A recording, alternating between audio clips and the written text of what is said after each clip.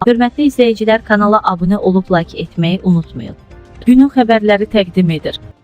Həmin dövrdə hər şey çətin idi. Teatrda 4 şirvan pul qazanırdıq. Televiziyada isə əməlli pul qazanırdıq. Yol pulum 6 şirvan edirdi. Teatrdan 4 şirvan 9 Məmməd alırdım. Gəldim kanaldan 80 şirvan, senarist olduğum üçün isə 20 şirvan əlavə alırdım. Gözəl vaxt idi axşam. Az xəbər verir ki, bu sözləri əməkdar artist Rafael İskəndərov efirdən kənara verilişində deyib. Aktyor teatrda qazanc olmamasından danışıb. İskəndərov daha sonra uşaqların telefonla çox məşğul olmasını tənqid edib. Sonuncu dəfə küçədə qolu gipsdə uşaq görmüsən. O vaxt 5 uşaqdan birinin qolu gipsdə idi. Futbol dava oynayırdılar. İndi oyunlar dava telefondadır. Uşaqlar Tarzana baxırdı, ağacdan yıxılırdı. Təbii idi.